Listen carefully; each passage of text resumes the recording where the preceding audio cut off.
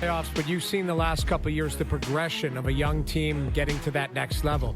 Now you're coming to an organization where there's high expectations, and that team has been at that level for a long time. And you look at the star power that with the Toronto Maple Leafs. Do you feel the expectation that that comes with signing with this organization?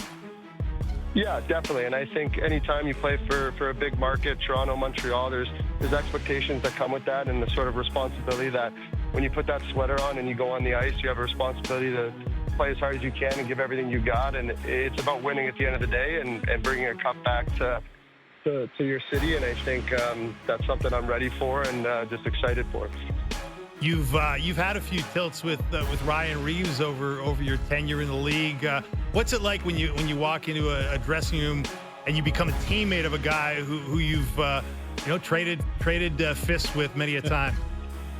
Yeah, I think it's always funny. It's so weird. Like on the ice, you definitely not a player that's making a lot of friends out there, and then you get off the ice and you get in the room, and there's never any hard feelings. We're both a couple guys going to war and just trying to do their jobs. So I'm sure we'll have a laugh and can both appreciate the jobs that we have to do.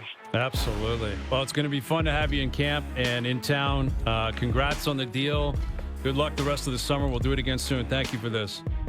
Yeah, appreciate you guys. Thanks for having me on. There he is, Michael Pezzetta, always with a great mustache. Yeah, I was going to say the salad and the mustache. I didn't want to bring it up just to see. Big personality, big man. personality. Like on the ice, big personality. Yeah. It seems like, obviously really genuinely excited. And well, he's a gamer, too. Yeah, he is. He is. And it's interesting. Like the Marner stuff, that's a local guy that's like, I got to get out of here. That became very clear. Like Mitch just was like, I'm out of here. I don't want to be here anymore.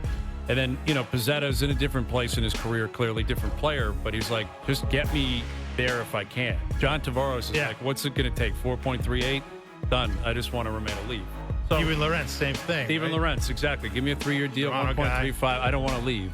So there's going to be there's going to be examples both ways. Like the Marner example is significant right now, and people are taking it and running with it. What does it mean? Local guys, media, fans, is it too much? But then there's a lot of examples on the other side of guys that are like, I'm not going anywhere. I just want to be a Leaf, and I want to try to win here. Well, it's fair. And the one thing is, like you say, Pezzetta chomping to get here and be a Toronto Maple Leaf. Here's a guy who played in we'll call it a loud market as well. I mean, Montreal's a very loud market. So, we were talking about it before the last break. Nikolai Ehlers may be looking for a little softer landing as far as exposure and all of that. There's some guys that go, hey, I have no problem. Pezzetta, I'm coming from Montreal, I'll go to Toronto. Exact same situation.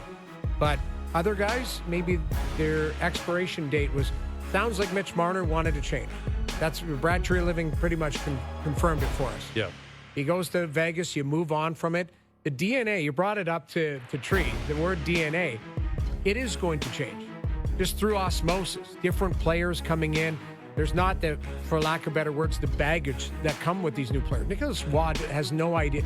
Not that he doesn't have no idea, but he comes with no baggage to the Toronto Maple Leafs. He's not tied to 9 years and playoff losses and all of that. This guy's won a cup. He's been in a different organization. So that's your DNA change. Shelley probably wants to be in the playoffs. He hasn't been a playoff guy. So I think you are going to see through osmosis some change here from some of the players coming in. You still have to replace Mitch Marner's points by committee, though. That's the way I look at it. Yeah, and that's going to depend on who you can get in that top 6 role, but it's not going to be easy to do, right? Like, it's not like you can just say, here's 100 points, plop it back in. But, to me, this whole DNA thing is interesting because, they are searching for something. It was like they're searching for a different identity, a different kind of approach to big games, to big moments. And I guess there is something too. Like Nick Waugh was talking today to reporters about how, hey, I love the big moments. I've been on a cup team. Now, he's never been the guy on a cup team, but he's performed in, high pressure games and ended up, hoisting the trophy. So the more guys you have like that, I think the better, obviously. And that's not a bad place to start. I'm not convinced that you can really have a change the DNA if the majority of the core is still here. Well, that's... And the top player. Yes, and that's what... And Treliving kind of... I wouldn't say... he didn't roll back his comment, but he's kind of adjusted the definition of the comment A little bit. where he did say it's internal. Like our players need to learn to, and that's where, I think it's frustrating to hear that if you're a Maple Leaf fan, because, Matthew's been here for 9 years. He's just going to flip a switch and be different in Game 7 next time? I don't know. Can John do that? He'll be 35 years old. Is Tavares going to do that? Is Nylander going to do that? Morgan Riley?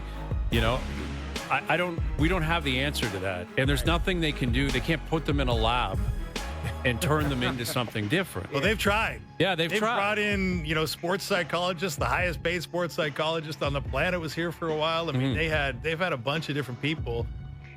He talked about the mentality and the between the ears stuff, right? They've tried to, do that. They've brought him, they put him on the couch, let's say. Right. And had their feet up and said, okay, what do you need? Like, what is it about these moments that are difficult for you? And, all these years later, I'm not sure what has changed in between the years for a lot of these guys. Yeah, well, exactly. I mean, the DNA that's who you are. Yeah, it is. You can't change that necessarily. No. Like, you can try to insulate it. You can try to help. You can keep poking and prodding. You can hope maturity, continue. Although it's not about maturity. I mean, John Tavares has been in the league for 16 years or whatever.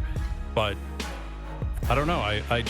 I get Marner's out, and that is very significant. It is significant. Like one Mitch less Marner, of them. We'll call it one less of the guys that you focused on.